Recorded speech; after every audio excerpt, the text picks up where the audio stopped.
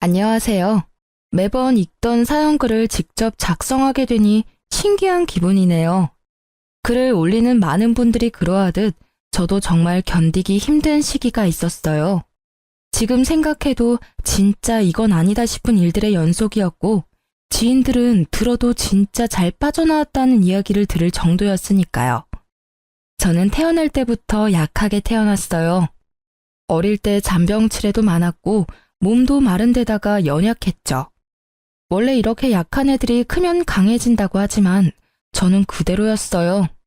남편을 만난 날도 힘들어서 근처 카페에 앉아 있을 때였어요. 한여름 휘청거리는 제 모습에 조마조마한 마음으로 남편이 뒤를 쫓아온 거였어요. 그때 사준 음료수가 어찌나 맛있던지 저는 남편의 마음 씀씀이에 반해서 연애를 시작하게 됐어요. 그리고 결혼을 결심했을 때 저는 제 선택을 굳게 믿고 있었어요. 그렇지만 이때부터 시모의 간섭은 점점 시작되고 있었던 거예요. 결혼식 때 시모가 제게 한 딱 한마디가 뭐였는지 아세요? 바로 남편을 하늘처럼 모셔라였어요. 순진했던 저는 그럴 수도 있다고 생각했어요. 남편이 3대 독자라 오냐오냐 컸을 거라는 건 짐작 가능했으니까요. 시모의 남편 사랑도 일리 있는 거라고 생각했지만 이게 그렇게 큰 문제가 될 줄은 이때만 해도 몰랐거든요. 그렇게 결혼식을 치르고 신혼집은 남편이 시 외곽에 얻은 작은 평소의 아파트였어요. 두 사람이 살면서 더 큰 집으로 옮기면 될 거라고 생각하며 얻은 집이었지만 결혼 이후 남편이 지방 발령을 받는 바람에 의도치 않은 주말 부부가 되었어요. 솔직히 남편을 지방으로 보내고 싶지 않아서 퇴사 후 다른 직장을 알아보라고 이야기했어요. 제가 남편보다 더 잘 벌고 있으니 잠시 쉬면서 새로운 직장 알아보라고 말이죠. 경제적으로 크게 문제는 없을 거라고 생각했거든요. 그런데 남편은 제 말에 자존심이 상한 것 같더라고요. 그냥 지방으로 가겠다고 했어요. 저는 말릴 수 없어 그렇게 하기로 결정했어요. 서로 존중해주는 게 오래 갈 수 있는 비결이라고 생각했거든요. 그렇게 차로 왕복 4시간이 걸리는 지방에서 남편은 방을 얻고 저는 저희 신혼집에서 주말에만 남편과 함께 보내게 됐죠. 결국 남편의 일정 조율 실패와 지방 발령이 맞물려 저희 부부의 신혼여행도 결혼식 3개월 후로 밀려버렸어요. 남편은 자기 때문에 신혼여행을 가지 못하게 되어 미안한지 제게 동남아로 6박 7일 신혼여행을 예약했다고 하더라고요. 너무 기뻤던 저는 휴양지에 갈 생각으로 마음이 들떴어요. 여행을 위해 머리도 새로 하고 얇은 끝나시로 된 예쁜 해변용 원피스도 구매했어요. 선글라스며 옷을 다 준비하고 즐거운 마음으로 남편의 차에 올라타 공항으로 가는데 가는 내내 남편이 제 옷을 보며 핀잔을 주더라고요. 자기, 옷이 그게 뭐야? 왜 그렇게 얇게 입었어? 평소처럼 입고 오지 그냥. 우리 그냥 여행 아니고 신혼여행이잖아. 그리고 동남아로 가는 건데 뭐 어때? 어차피 더운 지역이고 가서 정말 즐겁게 놀 거거든? 예쁜 옷 입고 사진도 많이 찍어서 올릴 거야. 나 신혼여행 간다니까 사진 많이 찍어 오라고 그러더라고. 저는 즐거운 마음에 계속 제잘거렸고 남편은 제 말에도 여전히 마음에 들지 않는 얼굴이었어요. 저는 남편이 제 옷이 얇아서 걱정되는 마음에 그런 말을 하는 줄 알았거든요. 그런데 공항에 도착하고 나서야 남편의 옷 지적이 왜인지 알게 됐어요. 도착한 공항에는 제가 아는 두 분이 서 계셨어요. 캐리어까지 들고 여행을 갈 것 같은 복장을 한 시부와 시모가요. 저는 너무 당황한 나머지 남편의 팔을 끌었어요. 자기, 이게 혹시 무슨 일이야? 어머님이랑 아버님이 왜 여기 계셔? 제 말에도 남편은 아무런 대꾸를 하지 않은 채 캐리어만 밀며 부모님 앞으로 가더라고요. 저도 남편 뒤를 졸졸 쫓아갔죠. 어머님, 아버님 안녕하세요. 아유, 얘, 너 옷이 그게 뭐니? 남들 보기 민망하지도 않아? 어떻게 이게 결혼한 여자가 입을 만한 옷이니? 너 아직까지 처녀 때 생각하면 큰일 나. 넌 이제 한 사람의 아내라고. 몸가짐을 조심해야 하지 않겠어? 아무리 해외라지만 어른들도 있는데 그런 옷을. 네, 도착하면 갈아입을게요. 그런데 어머님 아버님은 여기 어쩐 일로. 공항에 왜 왔겠니? 너희 여행 간다는 이야기 듣고 내가 얼마나 어이없었는 줄 아니? 10월은 버젓이 살아있는데 없는 취급하고 둘이서만 여행 가려고 했어. 섭섭해서 아들한테 우리도 가겠다고 한 거야. 저에게 한마디도 하지 않고 시부모를 모시고 온 남편 때문에 열이 올랐어요. 하지만 이미 엎질러진 물이잖아요. 제가 여기서 화를 낸들 분위기만 더 안 좋아지니 어쩔 수 없이 함께 가게 됐어요. 신혼여행을 시부모와 같이 간다는 건 정말 힘든 일이더군요. 몸도 그렇지만 마음이 더 힘들었어요. 결국 그날 호텔에 도착한 저는 남편과 둘이 된 방에서 대판 싸우게 됐어요. 당신 어떻게 신혼여행에 부모님을 모시고 올 수가 있어? 아니, 모시고 오면 이야기라도 나한테 해줬어야 하는 거잖아. 이렇게 막무가내로 행동하면 어떡해? 이야기하면 뭐가 달라지는 건데? 부모님 모시고 가자 했으면 네가 안 간다고 성질이나 부렸겠지. 나도 다 생각해서 이야기 안 한 거야. 그게 생각을 하고서 한 행동이라고? 신혼여행에 와이프한테 아무 말 없이 시부모님 모시고 온 게? 무슨 생각을 어떻게 하면 이렇게 신혼여행을 엉망으로 만들 수 있어? 그래서 부모님 여행비는 내가 다 부담하잖아. 대체 뭐가 그렇게 싫은 건데? 결혼하면 시댁에 잘하겠다고 한 건 다 가식이었어. 다른 방법으로도 잘할 기회 많아. 그리고 돈이 문제가 아니잖아. 신혼여행이 효도여행이 된 게 문제지. 나는 당신이랑 둘만의 시간을 보내고 싶어서 여행 온 거야. 근데 오늘 여행은 시부모님 뒤나 쫓아다니는 짐꾼의 통장 역할 뿐이잖아. 당신이랑 나 스냅 촬영도 남아있는데 그건 어쩔 건데? 단 한 번의 신혼여행을 이렇게 망친 내 기분은 조금도 생각해주지 않잖아. 엄마가 서운해하는 걸 어쩌라고. 그 자리에서 오지 마라고 할 수도 없었어. 가는 김에 부모님 모시고 가서 효도할 수도 있지. 당신이 효도하는 걸 뭐라고 하는 게 아니라고. 그 효도가 나한테 피해를 주니까 하는 말이지. 그리고 그 이상으로 나쁜 건 당신이 나한테 아무 말 하지 않았던 거야. 결국 그렇게 첫날부터 싸운 우리들의 신혼여행은 엉망진창이 됐어요. 누구보다 빛나야 할 새 신부인 저는 여행 내내 시모와 시부의 눈치를 보며 이것저것 챙기기 바빴어요. 게다가 커플 마사지는 시부모에게 양보해야 했고 뷰 좋은 맛집에서도 저는 계속되는 눈칫밥에 먹은 걸 전부 체하는 바람에 호텔에 먼저 일찍 돌아왔어요. 마치 시부모가 주인공인 리와인드 신혼여행에 들러리로 따라온 기분을 느끼고 말았죠. 말 그대로 가장 행복할 6박 7일은 지옥 그 자체였습니다. 그리고 그 7일 동안 저는 남편에게 어떻게 이 부담을 돌려줄 수 있을까 고민했어요. 그리고 좋은 생각이 떠올라 남편 몰래 엄마에게 전화를 걸었죠. 여보세요? 응, 엄마, 나야. 깨볶을 시간도 없을 텐데 무슨 전화야. 무슨 일이 있어? 별일은 있지. 다음 주 주말에 엄마랑 아빠 우리 신혼집 집들이 하러 와. 아침에 9시쯤 와서 같이 여행 가자, 당일치기로. 어때? 우리야 좋지. 근데 그럼 그날 아침 9시까지 와? 저는 거절의 내색을 비추려는 엄마의 말을 뚝 끊고 초대를 완료했어요. 그리고 신혼여행에서 돌아온 후 처음으로 맞이하는 주말이 됐죠. 남편은 금요일 저녁에 와서 아침 9시가 넘도록 자고 있었어요. 저는 부모님이 올 시간에 맞춰서 일부러 준비 다 하고 화장실에 들어가 있었죠. 그리고 벨이 울렸어요. 저는 태연하게 남편한테 소리쳤어요. 나 화장실인데 자기가 나가봐.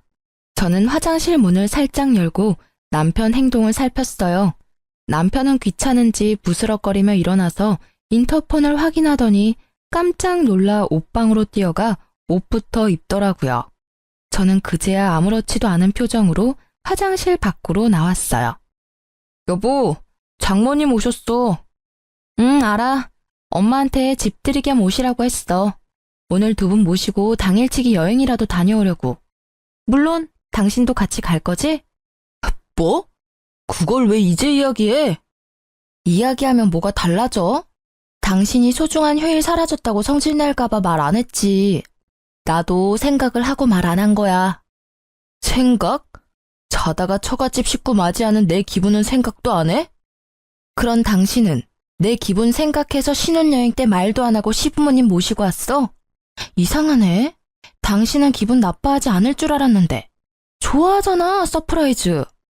아, 너 일부러 나 당하라고 지금 이런 거지? 그럴 필요가 어딨어? 당신도 결혼하면 우리 집에 잘하겠다며. 어때? 깜짝 여행 기분 좋지? 제 말에 남편은 답을 하지 못하더라고요. 당신이 나한테 한 짓이 이런 거야. 그러니까 다음부터는 꼭 나한테 이야기를 해줘. 알았지? 결국 그날은 준비도 덜 된 남편을 데리고 여기저기 끌고 다니며 여행을 다녀왔어요. 이 일 뒤로 남편은 행사가 있을 때마다 저한테 꼬박꼬박 이야기해줬어요. 그렇지만 시모가 보여준 그 진상인 모습은 여전히 제 기억 속에 자리 잡았죠. 결혼 전에는 그렇게 점잖게 보이던 분들이 결혼 후 달라진 모습에 마음도 불편했죠. 그 이후로도 시모와 저의 사이는 그리 좋지 않았어요. 그렇게 결혼 생활은 그럭저럭, 시모와의 관계는 위태위태하게 4년이라는 시간이 흘렀어요. 그런데 남편과의 거리가 멀어서였는지 제가 몸이 약해서였는지 저희가 그렇게 바라던 아기는 깜깜무소식이었어요. 저는 자꾸만 제 약한 몸 탓인 것만 같아 힘들었고 결국 난임센터를 방문하기로 결정했는데 그 전에 정말 놀랍게도 자연 임신이 되었어요. 그리고 임신 사실을 시모가 알게 되었을 때 저는 시모의 어이없는 행동에 다시 한번 학을 뗐어요. 뱃속의 아이가 아들이라는 것을 확인한 시모는 그날부터 제 행동을 일거수일투족 감시하기 시작했어요. 왜냐고요? 제 뱃속에 있는 손주의 태교를 위해서라고 하더라고요. 저는 어이가 없었어요. 그렇지만 제 자식 생각해주는 시모에게 뭐라 할 수도 없어 꼬박 10달을 참았어요. 먹고 싶은 것도 하고 싶은 것도 참으며 맞춰드렸죠. 그런데 출산일에는 더 심했어요. 진통이 와서 병원에 갔더니 기어코 따라와서는 의사에게 무조건 자연분만으로 해달라 했어요. 저는 어디 드라마에서나 보던 일을 당하니 황당했고 아픈 와중에도 결국 시모의 요구에 장장 12시간을 참아내고 자연분만에 성공했어요. 그런데 더 서러운 건요. 출산 후 수고했다 한마디도 없이 딱 한마디 하더라고요. 아들 하나 가지고는 모자라니 둘은 더 낳아라. 네가 우리 집에 시집 오고 제일 중요한 일이 아들 낳는 일이야. 그 이야기에 저는 시모에 대해 더 거리를 두려고 했어요. 그러니 자연스레 친정어머니와 더 가까워질 수밖에 없더라고요. 조리원 퇴소 후 친정엄마가 제 산후조리를 위해 집에 와 계셨는데 시모가 자기가 산후조리 하겠다며 저희 엄마에게 집에 가시라고 하더라고요. 결국 시모는 평일 중 3일을 저희 집에 출퇴근하셨어요. 게다가 시모는 산후조리를 해야 할 저에게 집안일 시키기만 바빴어요. 몸을 안 움직이면 더 몸이 굳어. 그러니까 많이 움직여라. 애 낳은 게 무슨 벼슬이라고 누워서만 지내? 집안일 정도는 해야 돼. 그러는 본인은 산후조리 해준다는 명목으로 친정엄마까지 내쫓고 들어와서 손주만 안고 우쭈쭈 거리더라고요. 아니 그냥 우쭈쭈 하기만 하면 다행이게요. 100일도 안 된 애를 안고는 제 욕하기 바쁘더라고요. 애 꼴이 이게 뭐냐? 에구 우리 영훈이 땀 냄새가 많이 나네. 네 엄마가 이런 것도 안 시켜줘? 너무하네. 그치? 엄마 정말 나쁜 엄마다. 그치? 이 할미가 다 해줄 테니까 조금만 참아라. 네 엄마는 뭐 할 줄 아는 게 없어요. 회사만 좋은 데 다니면 뭐하니? 애도 못 보고 집안일도 못하는 반쪽짜리 엄만데.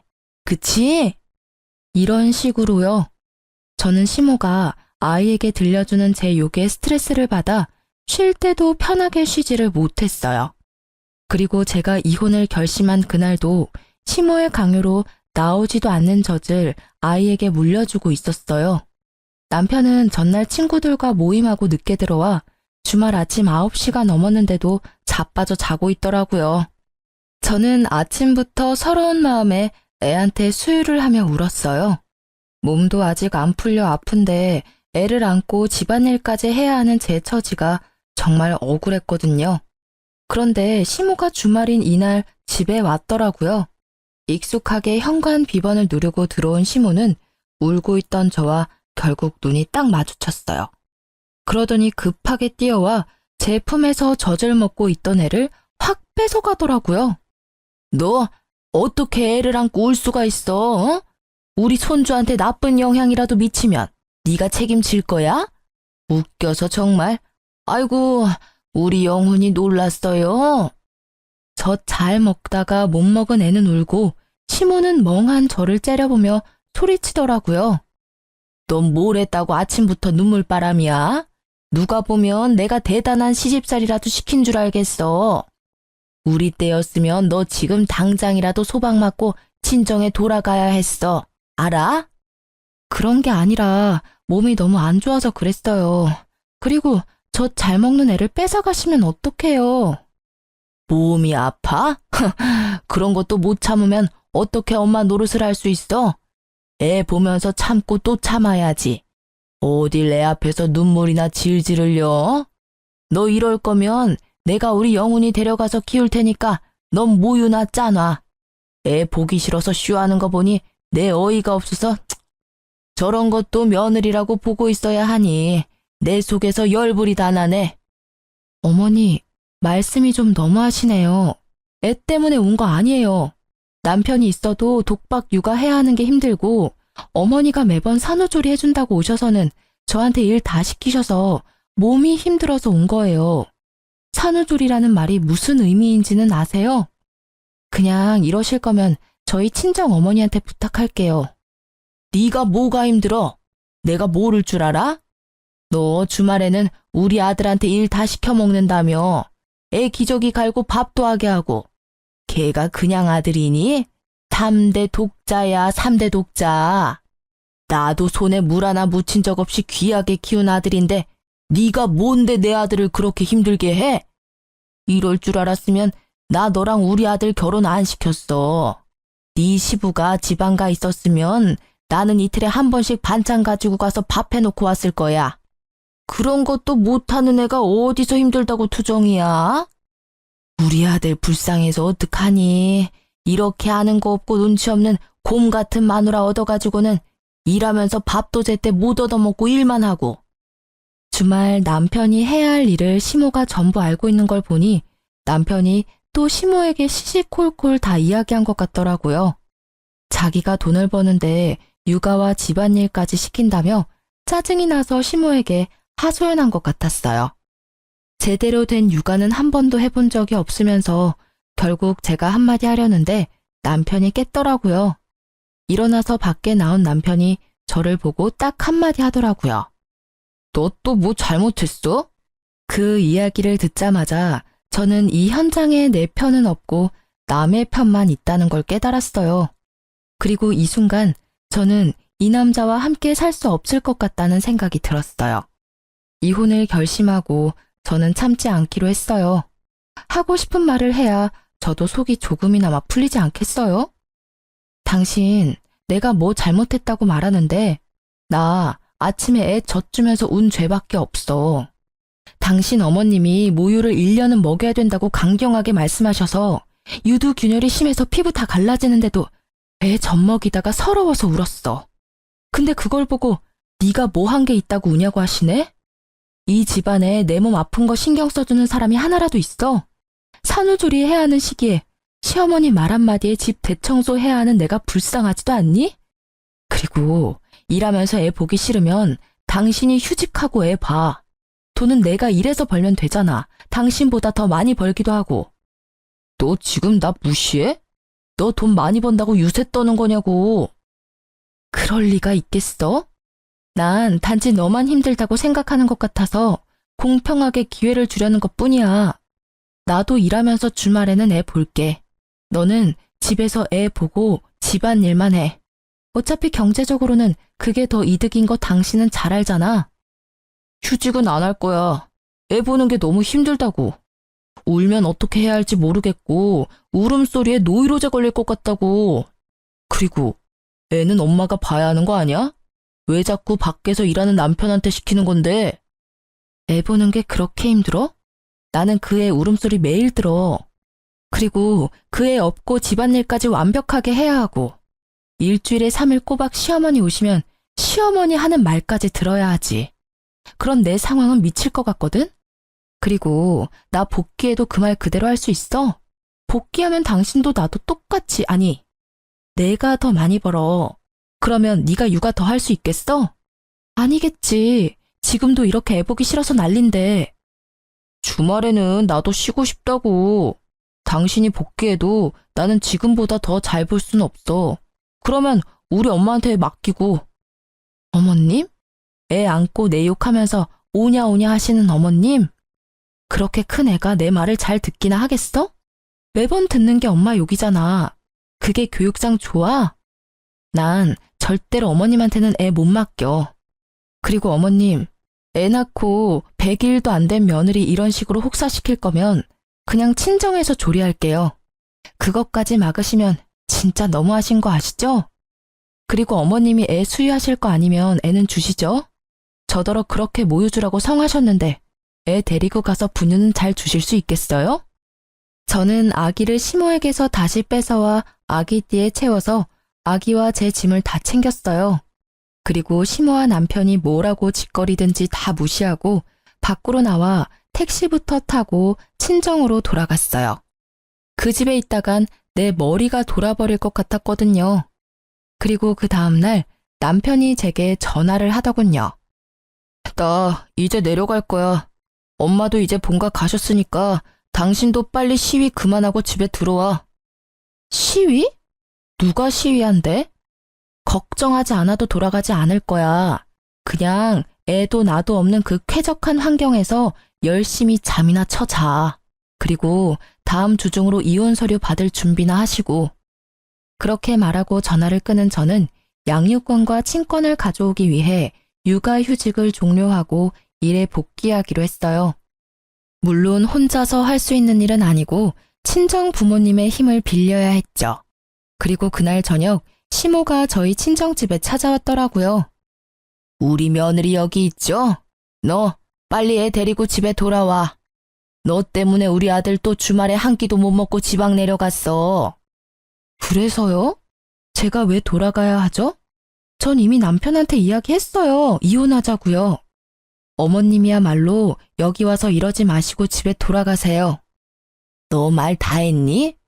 사돈댁은 딸이 이렇게 생각 없고 모자란 사람인 거 아셨어요? 저는요, 얼마나 기가 찬지 남의 귀한 집 손주까지 데려가서 인질로 삼는 게 말이 돼? 어머님, 말씀 조심하세요. 말을 조심하라고? 내가 왜 그래야 되는데? 내 귀한 손주 뺏긴 것도 억울해 죽겠는데 너한테 고운 말이 나오겠어? 그래, 차라리 잘 됐다. 이혼하고 소송하면 우리 집으로 우리 영훈이 데리고 올 거야. 어디 4대 독자를 데려가려고? 너 산후조리 운운하더니 일부러 애 데리고 가려고 쇼한 거 아니니? 그게 아니고서야 지금은 어떻게 이렇게 멀쩡해? 그거야 친정 어머니가 다 해주시고 저는 온전히 쉬기만 하니 당연히 몸이 좋아지죠. 어머님은 산후조리 하러 오셔놓고는 일 시키기만 바쁘셨잖아요. 그리고 저희 부모님은 상식적인 분이시라 어머님의 그런 구식 시집살이는 이해 못 하시거든요. 그러니까 동의를 구하듯이 제 욕은 하지 말아주세요. 그리고 한마디만 더 붙이자면 지금 하시는 말들은 저희 집 홈캠에 다 저장되고 있어요. 그리고 저희 신혼집에서 하신 말들도 다 홈캠에 저장되어 있고요. 그러니까 말을 아끼세요. 지금까지 모은 것들만 해도 이혼 사유는 충분하니까요. 제 말에 시모는 입을 꾹 닫아버리더라고요. 시모가 오기 전 이혼 전문가를 만나 상담했었거든요. 부부 갈등이 너무 심해서 정신적 충격이 크면 남편에게 청구하는 이혼 소송과는 별도로 시모에게도 위자료 청구를 할 수 있대요. 물론 증거나 정황이 정확해야 한다고 했고 저는 워낙 증거가 차고 넘쳐서 가능할 것 같다고 하더군요. 시모가 아이를 뺏기지 않으려 했지만 경제적 능력, 남편의 육아 소홀, 시모의 교육이 아이에게 좋지 못한 점 등이 복합적으로 작용해 이혼 소송은 무사히 제게 유리하게 진행됐어요. 제가 원하던 친권과 양육권도 가져왔어요. 남편과 시모에게서는 위자료를 받을 수 있었지만 양육비만큼은 남편이 제게 보내지 않더라고요. 거의 3년이 넘는 동안이나 말이죠. 그렇지만 저는 그에 대해 따로 생각이 있었기에 주지 않으면 주지 않은 대로 그냥 놔뒀어요. 물론 재촉 문자는 했었죠. 하지만 아이에 대해 별 애정이 없는 그 남자가 양육비를 줄 리는 없었죠. 4대 독자라도 본인은 귀한 줄 몰라요. 면접 교섭권을 한 번도 쓴 적 없었으니까요. 애는 다시 가지면 된다는 생각이나 하고 있을 거예요. 그저 시모나 전전긍긍일 뿐이지. 그리고 이혼 후 3년째 되는 해에 저는 이미 새로운 남자와 재혼한 지 2년이 조금 안 되는 상태였어요. 그리고 재혼한 현 남편과의 상의를 통해 제 아들을 재혼남의 호적에 넣을 수 있는 친양자 입양을 신청하기로 했어요. 제가 생각했던 게 바로 이거였어요. 친부가 3년 이상 부양의 의무를 이행하지 않거나 면접 교섭을 하지 않으면 친부의 동의 없이도 친양자로 입양이 가능하고 아이의 성과 본을 재혼 남편의 성과 본으로 바꾸는 것도 가능하다고 해요. 물론 여러 가지 여건이 맞아야겠지만 저 같은 경우는 그걸 위해 양육비를 안 줘도 참았던 거예요. 그리고 양육권을 지급하지 않은 지 3년이 될 때쯤 전 시모와 전 남편이 갑자기 제게 연락이 와서 만나자고 하더군요. 만날 생각은 들지 않았지만 법적으로 크게 문제가 될 수도 있다는 말에 만나러 갔어요. 두 사람은 눈에 쌍심지를 켜고 저를 맞이하더라고요. 저는 이 사람들이 왜 이러나 하는 생각만 들었죠. 제가 잘못한 게 없으니까요. 여기까지 나온 걸 보니 너도 제발 저려서 나온 것 같구나. 무슨 말씀 하시는지 모르겠네요. 용건만 간단히 해주시겠어요? 이 사기꾼 같은 년아, 우리가 낸 위자료 내놔, 이 나쁜 년. 너 감히 우리를 속였어? 내가 그 위자료 왜 줬는데? 당장 그거 다시 돌려놔. 아니면 고소할 거야. 파렴치한 것도 정도가 있지. 어떻게 그런 대담한 짓을 벌려놓고 우리를 속이려고 했을 수가 있어? 무슨 소리인지 알아듣게 말씀하세요. 이혼 위자료 소송은 제가 판결 내린 게 아니라 법원이 내린 거죠. 따지시려면 법원 가서 따지세요. 이래도 시침이 뗄 거야? 정말 치가 떨려서 네가 진짜 못된 년이라는 건 이미 알고 있었지만 이렇게 대담하게 우리를 속일 줄이야. 그러면서 시모가 내민 것은 몇 장의 종이였어요. 들고 상세히 읽어보니 그건 바로 전 남편의 무정자증에 관한 결과지였어요. 정자수가 현저히 부족해서 자연적으로는 임신이 많이 어렵고 정상 정자수도 적다는 내용의 검사 결과지였어요. 그걸 보니 딱 답이 나오더라고요. 이 사람들은 내가 결혼 중 외도를 해서 애를 낳았다고 생각하는 거였어요. 정말 천박하기도 하죠. 그런 생각을 어떻게 감히 할 수 있으며 최소한의 검사도 없이 바로 단정지어 말할 수 있을까요? 제 상식으로는 도무지 이해가 되지 않는 행동이었어요. 네 거짓말과 외도는 이미 들통났어. 어디서 어떤 남자를 만나서 애를 만들었는지 모르지만 그 더러운 애 새끼를 내 손주라고 생각하게 만들다니. 이렇게 결과를 듣기 전까지는 몰랐지. 그래, 아무리 봐도 우리 아들과 닮은 구석이 없었어. 그때 알아봤어야 했는데. 너 일부러 위자료 받아 처먹으려고 애 낳은 거지? 당장 우리한테서 가져간 위자료 내놔. 알고 보니 전 남편도 저와 비슷한 시기에 재혼을 했는데 시모가 임신하라고 그렇게 난리치는데도 애가 안 생겨서 병원을 갔다가 무정자증 진단을 받아왔다고 하더라고요. 저는 너무 웃겼어요. 착각하고 있는 이 사람들에게 진실을 알려주기로 했어요. 물론 씨알도 먹히지 않을 걸 알지만 사실 그걸 바라는 거기도 했고요. 두 사람이 뭘 상상한지는 알겠지만 저는 정말 맹세코 바람핀 적 없어요. 그리고 이 애는 당신 애야. 그건 바뀔 일은 없어. 당신도 알잖아. 내가 얼마나 가정에 충실했는지. 거짓말하지 마. 이게 또 어디서 사람을 속이려 들어? 내 자식도 아닌 애 때문에 위자료를 얼마나 줬는지 알기나 해? 천박한 몸뚱아리 굴려서 어디서 더러운 씨앗이나 받아서 만든 애를 감히 내 아이라고 속여? 그래, 언제까지 속일 수 있을 줄 알았어? 이래서 내가 양육비를 안 준 거야. 내 새끼도 아닌데 내 돈을 왜 줘? 웃기지도 않는 말을 하는 전 남편을 보며 저는 차분하게 말했어요. 정말 그 애가 당신 애가 아니라고 생각해? 그럼 우리 애는 이제 더 이상 필요 없어? 필요 없어. 피 한 방울 안 섞인 남의 아이가 왜 필요해? 아, 당신이 그렇게 생각하면 하는 수 없네. 그러면 애 호적 옮기는 건 동의해 줄 수 있지? 원래 당신 동의 없이도 옮길 수 있는데 어차피 당신이 당신의 아니라고 하니 괜찮잖아. 옮겨줘도. 그러면 당신은 애 없는 거나 마찬가지고, 안 그래? 당연하지. 그건 동의해주면 내 아이는 없는 게 되니까 양육비는 안 줘도 되지. 결국 그게 목적이었더라고요. 이 나쁜 놈은. 지 자식한테 드는 돈이 아까워서 돈 한 푼을 안 준 쫌생이 같은 인간이었어요. 그건 내가 변호사랑 잘 이야기해볼게. 그리고 나중에 애 돌려달라고 하지 마. 그건 꼭 지켜줬으면 좋겠어. 어차피 돌려줄 생각도 없지만. 내 쪽에서 할 말이거든. 혹여라도 나한테 애 맡기려고 하기만 해봐. 절대로 안 받아줄 거니까. 남의 새끼를 내가 왜 키워? 저는 전 남편에게서 동의서를 받았어요. 그래, 그럼 잘 됐네.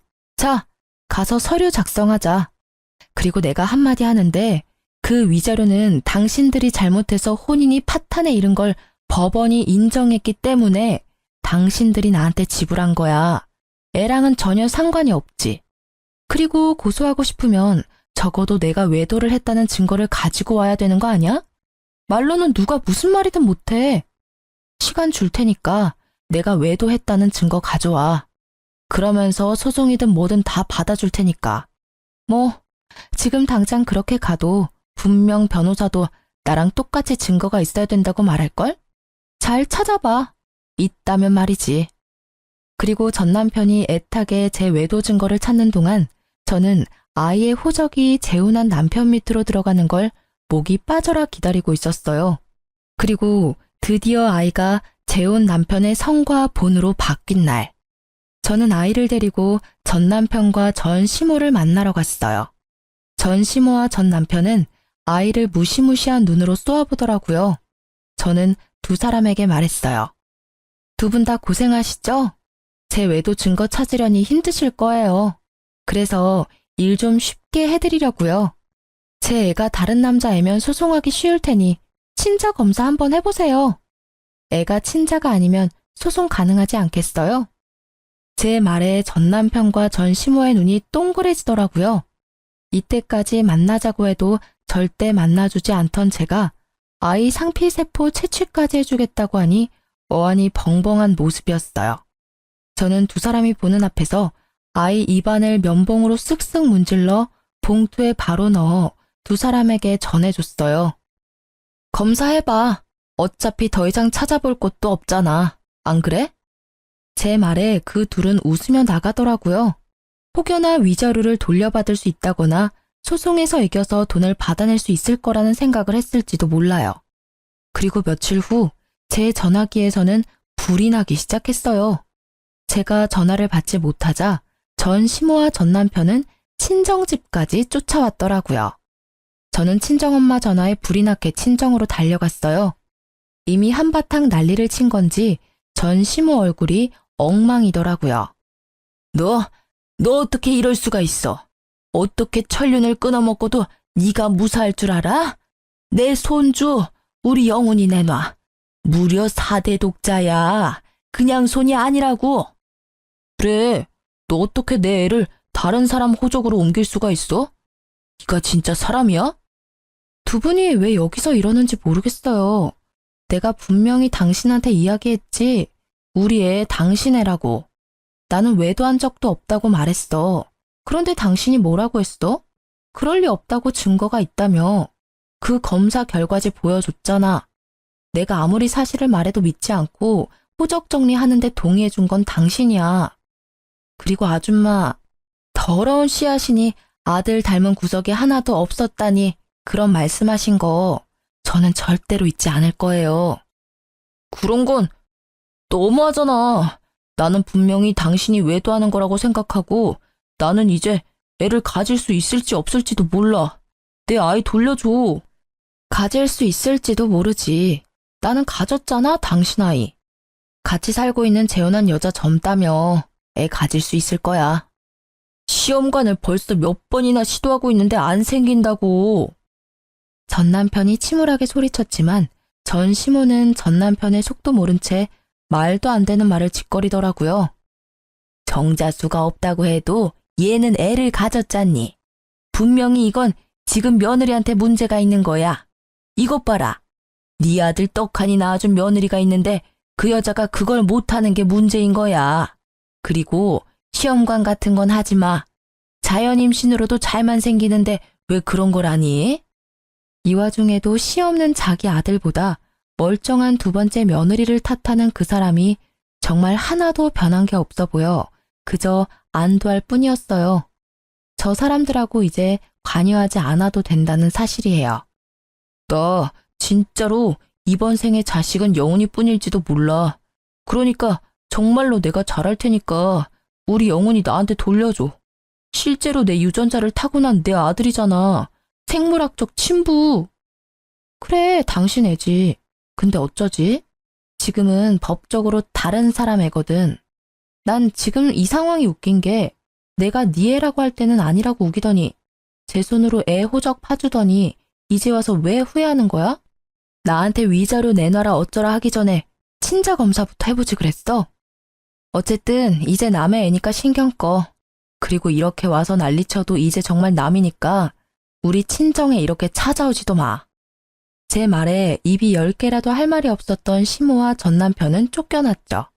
자신이 무정자증이라는 걸 알고 확인도 없이 저를 바람난 여자로 만들고 애를 혼외자로 만들어 소송을 걸겠다는 그 생각이 너무 가증스럽더라고요. 당연히 그들이 주장하는 소송은 진행되지 않았어요. 저의 외도는 당연히 외도를 하지 않았으니 증거가 없었고 아이는 전 남편의 친자였으니까요.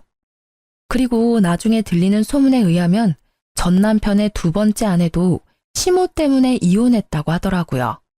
그놈의 자연 임신과 남편 내조에 관해 매일 집에 와서 여자를 들들 볶았다고 해요. 앞집 사는 조련 동기한테 들었거든요.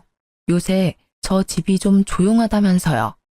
그렇게 저는 그 사람들과 더 이상 연락을 주고받지 않았어요. 그리고 몇 달 뒤 크리스마스 날에 한번 마주치게 됐어요. 아이 선물을 사주러 재혼한 남편과 함께 가는 길에 전 남편을 정말 딱 정면으로 마주쳤거든요. 시모와 함께 쇼핑 나온 것 같더라고요. 아이는 재혼한 남편의 어깨에 목마를 타고 있었고 갓난 아기일 때 헤어진 전 남편의 얼굴은 전혀 알아보지 못했어요. 시모는 아이를 보더니 저를 아주 잡아먹을 듯이 노려봤어요. 내 손주 데려다가 남의 호적에 올린 천하의 몹쓸년. 분하고 원통해서 내가 못 살지. 내 새끼 남의 손에 키워야 하는 이 억울한 심정을 누가 알 거야? 저는 그 말을 재혼한 남편과 아들이 들을까봐 먼저 백화점으로 보냈어요. 어르신, 그 귀한 손주 더러운 씨앗이라고 욕한 게 본인이세요. 그리고 언제는 아들 닮지 않았다고 큰 소리 치시더니 그건 이미 싹 잊으셨나 봐요? 저는 하루도 잊은 적이 없는데요. 뭐? 네가 나한테 그런 말할 자격이나 돼? 속여가지고 애 호적을 팠으면서 손이 귀한 집의 아들을. 네 아들이 아니라 내 손주야. 지금 당장이라도 데려올 수만 있다면 그만하세요, 어머니. 전 남편은 결국 자기 엄마한테 화를 내더군요. 저는 친절하게 전 남편에게 말해줬어요. 당신 어머니 치맛자락에서 못 벗어나면 세 번째, 네 번째 결혼을 해도 똑같이 이혼하게 될 거야. 알지? 제 말에 전 남편은 이미 알고 있다는 듯 얼굴에 후회가 가득하더라고요. 뭔가 반성한 게 하나쯤은 있구나 싶었는데 마침 백화점 안으로 들어가지 않고 입구에서 저에게 손을 흔드는 아이의 모습을 무척 애틋하게 쳐다보더라고요. 그런데 그 광경이 너무 웃겼어요. 자기가 그런 애틋한 눈으로 애를 볼 염치가 있나? 싶었거든요. 그렇게 애틋하게 애 얼굴 쳐다보지 마. 누가 보면 착각하겠어. 애가 그리워서 그런 표정 짓는다고 생각할 수도 있잖아. 내가 겪어보니 당신은 애가 그리운 게 아니라 그저 이제 당신이 애를 만들지 못한다는 사실이 힘들어서 손에 없는 걸 갖고 싶어 하는 것처럼 보일 뿐이거든? 넌 무슨 말을 그렇게 냉정하게 해? 내 아들 내가 그리워하는 것도 그렇게 못마땅한 거야? 내 자식 남의 아들로 만든 것도 모자라서 나를 부성애도 없는 모지리로 만들어? 네가 다 이렇게 만든 거잖아. 모든 것을 제 탓으로 미루는 이 나쁜 놈의 행태에 저는 결국 소리를 빽 지르고 말았어요. 그게 왜 내가 만든 거야? 네가 만든 거지. 애가 그렇게 애틋하고 그리웠으면 애초에 면접 교섭권은 왜 안 썼는데? 양육비도 3년 내내 한 번도 준 적 없지? 그리고 무엇보다 당신이 무정자증인 거 알았을 때 왜 우리 애가 당신 아들이 아니라는 의심부터 했어? 애한테 일말의 사랑이라도 있었다면 내 애가 아니라고 선언하기 전에 검사라도 해보는 게 상식 아니야? 제 말이 구구절절 다 맞는 말인지라 전 남편은 대꾸할 생각도 못하고 입을 꾹 다물더라고요. 나는 아무리 봐도 너한테 소중한 건 아들이 아닌 것 같아. 네가 제일 소중하게 생각하는 건 그냥 네 생식 능력이겠지. 제 말에 전 남편은 아픈 부분을 찔린 것 같은 표정으로 도망치듯이 떠나버리더라고요. 그렇게 헤어지고는 아직까지 만난 적은 없어요. 제 말이 틀리지 않았는지 애를 보겠다는 연락도 전혀 없더라고요. 뭐 그게 저한테는 더 도움이 되는 일이니까 그냥 그렇게 놔뒀어요. 저는 이혼 후 1년 만에 재혼해서 잘 살고 있어요. 애도 이제 재혼한 남편 밑으로 들어가서 더 안정적으로 살아요. 재혼 후에 아들 밑으로 딸을 하나 낳았고요. 남편과 아들은 딸을 두고 서로 돌보겠다며 다툴 정도로 사이가 좋아졌어요. 아들은 의외로 성격이 전 남편보다는 현재 남편을 더 닮아 마음이 좀 놓이기도 해요. 지금 남편은 부모님이 모두 일찍 돌아가셔서 시댁 식구는 남편의 형제 자매들 뿐이에요. 솔직하게 말해서 그런 점 때문에 재혼을 결심한 것도 있어요. 그만큼 저에게 시댁 시부모라는 존재는 트라우마에 가까웠거든요. 그래도 지금은 많이 좋아졌지만 그 짧은 시간 동안에 시집살이로 트라우마가 생긴 걸 보면 말하지 못한 소소한 감정의 골들이 엄청났다는 걸 실감해요. 저희 어머니가 결혼을 하려면 그 집안의 어른을 보면 된다는 말을 했었거든요. 솔직히 첫 결혼 때는 전 남편과의 애정이 너무 깊었기에 그런 걸 무시하고 결혼을 결정한 부분도 있어요. 이혼을 할 때가 되어서야 어머니가 한 그 말이 떠오르더라고요. 만약 그때로 되돌아간다면 절대로 그 결혼을 하지 않았을 거예요. 작성하다 보니 엄청 긴 글이 되었네요. 저도 글을 쓰면서 다시 그때의 일들을 되돌려봤는데 진짜 빨리 빠져나온 게 다행이라는 생각이 드네요. 결혼은 가족 간의 결합이라고 하잖아요. 남편과 아무리 잘 맞아도 시댁과 맞지 않으면 그건 그거대로 힘든 결혼 생활이 될 수밖에 없어요. 제가 겪은 일련의 일들이 저처럼 고민하고 힘들어하는 분들에게 좋은 위로의 글이 되었으면 좋겠네요. 다들 힘내시고 글 읽어주셔서 감사해요.